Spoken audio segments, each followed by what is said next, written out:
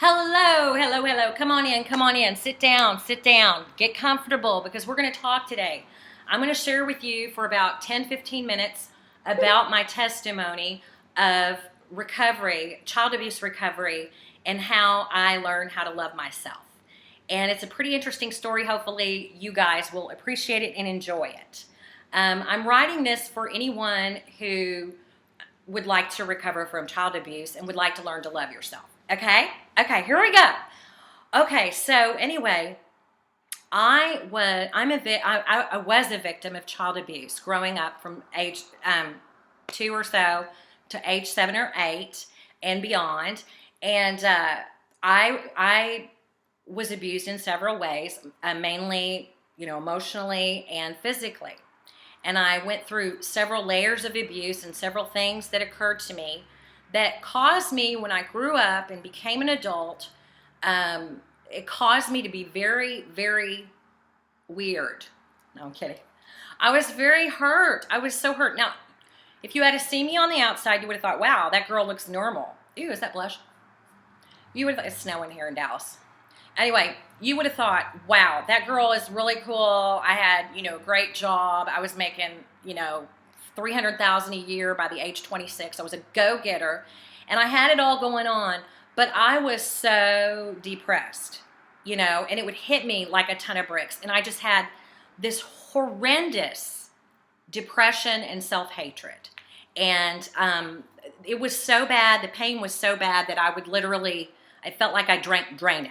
It felt like the inside of my insides, my physical body was in pain because of the emotional stress that I was under and the pain. Because when I grew up, I didn't know who I was, and I didn't know what to do with myself, and I definitely couldn't self-soothe myself. It was a traumatic experience going through my 20s. And like I said, I used to make a lot of money, and I was successful, and I drove my Porsche, and I tried really hard to become something that I could be proud of. But no matter how much money I made, no matter how successful I became, no matter how skinny I got, no matter how hard I worked out, no matter how many miles I ran, no matter how nice I got my house to be, no matter how much money I had in the bank, no matter how good I could do things, nothing would take away the throbbing pain that was inside of my heart. And this throbbing pain that was inside of my heart, I will never forget. And I know that I'm not the only person that has suffered from this, because I know that there are people that have had a lot worse abuses than me, and they feel badly as well. And it depends. I mean, some people don't make it out alive. Some people that are abused as children end up committing suicide or dying or becoming a prostitute or becoming something, or just not living up to their full potential. And the abuse that I endured and have gone through as in re-victimization, that abuse it's harmed me in severe ways. And so today I'm a new person because I took the healing journey. And they say, like, right around 40 years old, a lot of times your abuse, you start to recover spontaneously. And luckily, that's what happened with me. I just suddenly one day started healing after years and years of depression at around 40 years old. I started to heal. I know, I look 21. Thank you so much. I need to hear that. But I'm just kidding. But I started to spontaneously heal at about 40, and I'm not that much over 40, so don't worry. I started healing, and I just started, all of a sudden, everything started becoming clear. So whenever I was in my 20s, I remember having just this, like I said, I was in such pain, emotional turmoil, just depression. I was in an abusive marriage. I was beaten. I was spit on. I was abused as a child, and then when I grew up and became an adult, I was attracted, and I attracted people who were abusive to me because I had no boundaries. I had no sense of self. I had no sense of self-worth, no self-esteem. I was in bad shape, okay? I was in really bad shape. And so today, I'm a new person, and the reason I'm a new person is because I started spontaneously healing in my 40s. And which I still am in my 40s, thank God.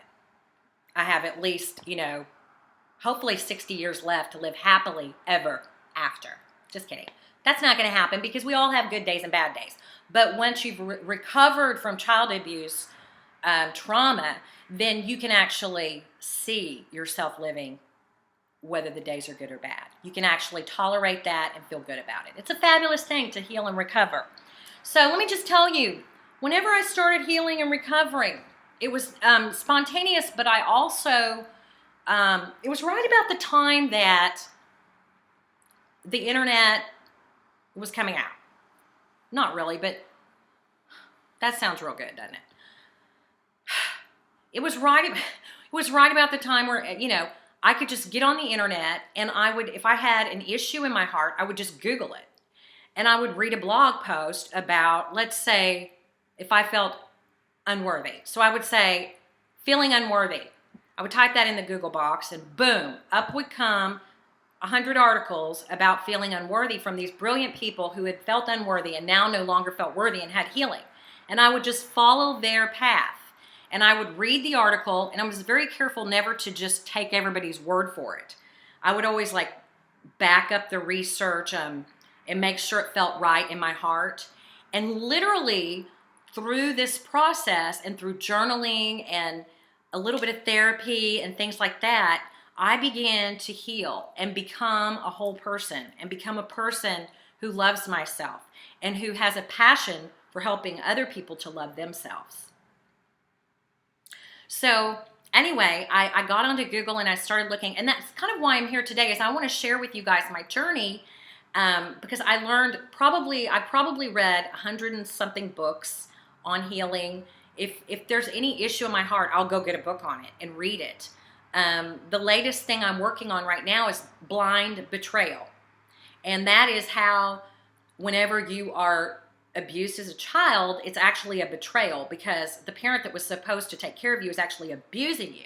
So it's a severe betrayal. So what happens is in your adult life, you are re-victimized because in order to stay connected to your parent who was abusing you, you had to ignore the pain. You had to ignore the betrayal. And you had to pretend like it wasn't there. And so there's it's real technical, but what happens is you end up blocking out evidence of betrayal and abuse and cheaters. So what happens is you end up becoming re-victimized by people who take advantage of the fact that you don't really have a protective mechanism against abusive people.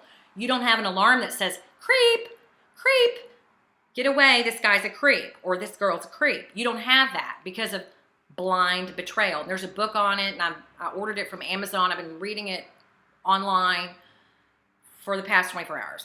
I'm fascinated by that topic for now. And that's what I do. Whenever I find a topic that looks interesting, I'll read about it. So really, it's a really sad thing to grow up as an abused child. You receive the wrong messages about who you are as a person. And these wrong messages are core wounds inside of you.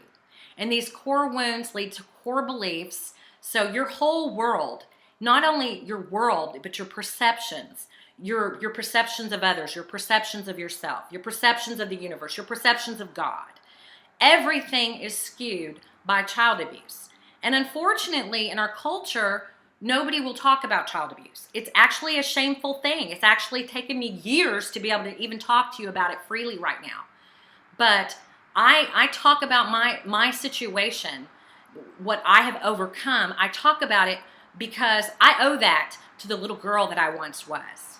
That little girl inside of me that was abused and that was beaten and that was treated like shit, she deserves somebody to stand up for her. And so whenever I need courage to stand up and speak about these topics, I just think about that little girl that I was, that nobody would listen to, that nobody heard, that was crying silently alone by herself, and who has lived a life of pain due to it.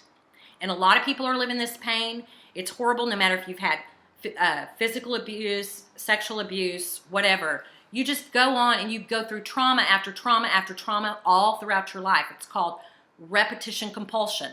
And it hurts, y'all. It hurts bad. And anybody who understands what I'm talking about, you know. So some of the things I'm going to be talking about in this year are going to be things like narcissism abuse, narcissistic abuse. I'm fascinated by the topic. It's just absolutely incredible to me. I'm going to be talking a lot about that because I have some knowledge and some wisdom to share with you guys on that. I'm going to talk about finding yourself, finding your true authentic self. I'm going to talk about self-worth, how I found my self-worth. I'm going to talk about self-love and how I found my self-love. Even if you weren't traumatically damaged as a child, you may have had some trauma that taught you that you're not worthy and that maybe you shouldn't love yourself. And so this is really for anybody who is depressed, because I believe that depression and all sorts of addictions and all sorts of mental illnesses and personality disorders, I believe everything stems from childhood. From age 0, from the womb until age 7 or 8. I really believe that based on all my research. That those feelings that we have then are actually replicating themselves now. I'm also a huge believer in the law of attraction because I've used it. I've used it massively in my recovery. It has really helped me a ton. I've read 100 books. I've read 1,000 articles. I'm constantly trying to find the place of peace and wholeness within my heart. And I'm so close, y'all. It's a beautiful awakening when you go from hating yourself, from feeling like a loser, from feeling worthless, from feeling like nobody loves you, to feeling fabulous. So whenever you don't love yourself, you surround yourself with people who don't love you either. And many times you're so needy for love and affection and attention that people who are exploiters, people who want to exploit you, perpetrators, predators, will take advantage of your need. And so you get surrounded by people that abuse you and you don't understand and you feel like it's your fault and you blame yourself and then you apologize to everybody. And then you hurt really bad. I mean, I can say that due to what I went through, I've gone through a lot of emotional pain. But I've also overcome. And I don't minimize what I went through, and I don't hide what I went through. And if you don't like it, you can kiss my beep, because I don't care what you think. And it's taken me a long time to get there. There are people that shame people who have gone through abuse. They tell you to shut up, that you don't need to talk about it, that you just need to get over it. Those people are people who don't want to deal with their own issues, or they're uncomfortable with you sharing your truth. And anybody who's uncomfortable with you sharing your truth, screw those people. I promise you, if you sit there and worry about those people like I did for years and years, then you're going to be thwarted in your life and thwarted in your healing. And part of your healing is learning to let go and detach from people who are judging you and making you feel like crap for the things that you've gone through. I mean, when you've gone through abuse, how would you like it if you got in a car wreck? Okay? You got in a car wreck and I said, and you're bleeding and your leg, you're limping, and you walk in and I say, just forget about it. Don't worry about it. That's about what it's like whenever you tell somebody that has suffered child abuse not to talk about their abuse, that they just need to forget about it. You're basically, obviously, if you tell someone that, or if someone tells you that, they don't understand what really happened. They don't understand what emotional pain really is like. Perhaps they're in addiction, they're drinking away their pain, maybe doing drugs for their pain, whatever. But the truth is that it's painful, and a victim of child abuse who is now a survivor and thriver, no matter where they are in the healing journey, deserves to be able to speak about it freely. And I was listening to a TED Talk the other day, and it was a lady from Australia. I don't have her name. But anyway, she was talking about how, cancer, people used to not talk about cancer, 50 years ago. They didn't want to talk about it. It was hush-hush. It was shunned. And it was not talked about because people were ashamed of cancer. Today, it's a very well-known thing, cancer. And we have people working to find cures for cancer. Well, I want to see that in the world of child abuse. I really want to bring awareness to the world that there are people who don't love themselves because they were abused as children. And there are people that don't love themselves because they're abused by our culture that doesn't teach parents how to properly raise their children to respect their needs and take good care of them.